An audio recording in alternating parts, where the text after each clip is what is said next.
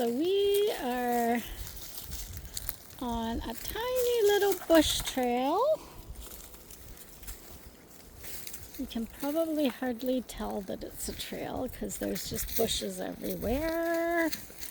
But there is a trail among all this brush. And so this is a fairly, I know it sounds weird, but every now and then I find new trails. I don't know if they just spring up or, you know, like, because some of them, they're animal trails, and then somebody comes along and decides to kind of trim the trees, right? Like, see how that's trimmed, I think, right? And then they make it into a little human trail, which, like, nobody really knows about because it's pretty discreet. Oh, and Joe's up there. I just wanted to check, make sure they're still with me. Yeah, and so any new trail to me is new to the dogs, which is nice because then, you know, just new scents, new adventure. Novelty is great. I don't like to take the same old trails over and over. And I notice this with dogs, like when we're at a new trail. I don't know about, you know, smaller dogs because they're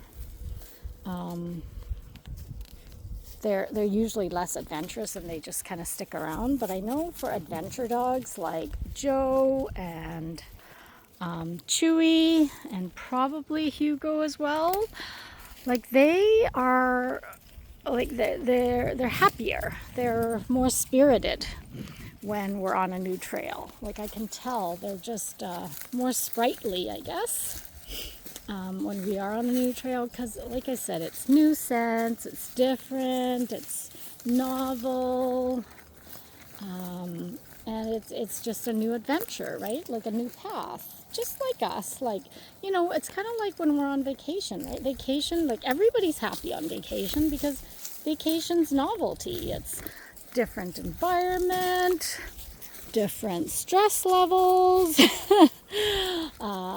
Just everything's different. The food is different, the experience is different. So yeah, I like novelty. I mean, you know, they say habits are nice, and I'm sure they are. Good habits are nice because they automate what we do and they don't take as much energy. But novelty, I think, is great for the human spirit. And obviously for the dog spirit and the dog's soul. Hey Hugo, are you happier? He's like, sure, I will be happy anywhere you take me. Good boy, buddy. Good girl, Joe. Joe is pretty camouflaged. Good girl, bud. Now see, Hugo sticks around more. You can tell, like, he comes back to check. He's like, oh, are we heading in another direction? Because there is another path on this side. I don't know if you can tell. But yeah, there's the path on this side. But, oh, maybe we'll go this way just to test Joe. Come here. Zach, come on. Oh, and here comes Joe. Good girl, Joe. But sometimes I like to test them, you know, like I let them go ahead and then I take another path and see if they notice and if they follow. Because they are technically supposed to be responsible and check back. I do like to train the dogs that I have to do that because that's just, you know, it's just good park etiquette when they're on the trail to be checking back on their human. Because we can also train them unknowingly to not check back. And we do that by always constantly kind of like calling them and not allowing them that opportunity to check back. So that basically they just keep doing their own thing until they hear us call them.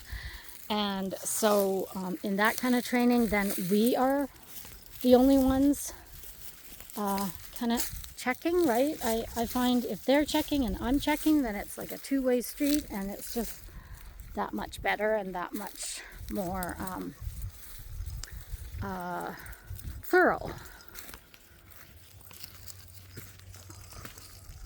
And I do love for them to explore on their own, so I do allow them the freedom to go on side trails, to disappear for a few minutes, as long as they check back, or as long as when I call, they come, pretty quickly. And it really helps that I do have the GPS on them, because that's assurance that, should they not hear me, they're out of ear range, then I can still track them. So, but definitely, I like that. Like, I think that's what off-leash parks are for, is for them to roam freely and explore, have their own little mini adventures daily. It's very stimulating, honestly, for the brain. And people don't realize it, but it really helps round out a dog, right? Like the dogs that I said, even the really hyper ones, I'll take them out for a couple hours. They're physically stimulated, mentally stimulated, socially stimulated, and exhausted, right? After 2 hours. And they come home and they're just really well behaved, because they don't have the energy to misbehave. So, good job, guys.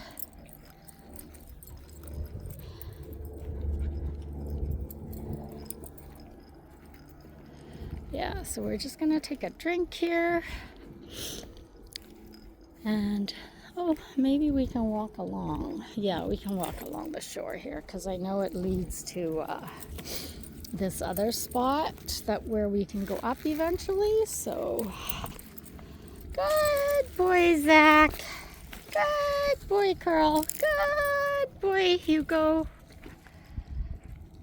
And Joe is already ahead of us. Good girl, Joe. Good job, Betty. Yeah. Joe's like, why am I good? I'm just doing my normal thing. Good girl. And that's exactly why you're good. You're doing your normal thing, which is not misbehaving. Okay. Good boy, Zach.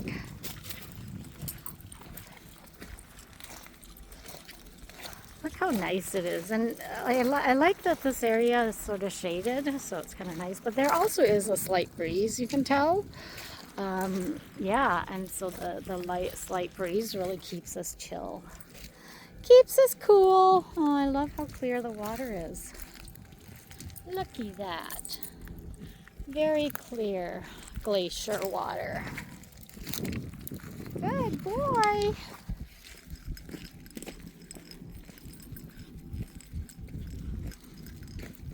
Good boy, Hugo. Good boy, Zach. So I wonder if I unleash Zach, if he will follow us or if he will attempt to head back. I think we're far enough. Let's try it. Good boy, buddy. Yeah, look at those two adventure dogs. They are ahead of the game. They're just like, Gabs, with your 2 feet, you are just way too slow for us. Yeah, sorry guys, I'm a biped. Okay, good job, guys. Good boy, Hugo. Yeah, see how Hugo... So I always say this about dogs, like every dog has their comfort zone of how far away from their human they can be or like to be. So you can tell Joe has a very long range in terms of comfort with being, the proximity with her being to her human. And small dogs normally, not all. So when I say normally, I'm speaking obviously in general terms, and there's always exceptions, of course, to almost everything. But yeah, so generally small dogs like to keep close. Protection dogs usually like to keep close to their humans. And adventure dogs, like huskies, I find especially huskies. Yeah, and sporting dogs like Chewy, and hounds and things like that follow their nose, that, you know, that kind of hunt or explore. They tend to have a pretty big or long range in terms of their distance to their human. So, but I'm glad Zach is really sprite today. Maybe yesterday he was just having an off day. I don't know. I don't know. Oh, Kuro. Kuro has blonde highlights. You can kind of see it because he's been rolling around in the dirt, in the mud. Good boy, Zach. Good boy, Hugo. Yeah, see how Hugo comes back pretty quickly? And he doesn't, go too far ahead. So it could be part of his personality, and it could be part of his training with his owners, right? Usually a combination of both. Whereas Gjoa, like, she can disappear and I don't need to be in view. And then if I call her, then she'll come. So sometimes we'll actually, so there's Gjoa, or at least her, 3/4 of her. Like, she can be walking down here on the river, and we can kind of be up there above this bank here on a trail, and she's fine walking alongside because she kind of senses where we're at. And not all the time. Like, sometimes I'm sure if I don't call her back, she might either wander off, or if my trail up on the bank wanders off, she might not know. So I do have to call her if she's been away for a few minutes. Good job, guys. And it looks like the shore is kind of ending, so I'm gonna head up here. And Gjoa will have to kind of catch us. Catch that we're heading up. Aw, look at Zach. Good boy, Zach. Good boy, buddy. Oh, he's heading back. Oh dear. Okay, Zach, we're going this way, buddy. Come on. Yeah, we're going up here, Zach. Good boy. Oh, good, he's coming. Good boy, buddy. And Gjoa is coming. Good girl, Gjoa.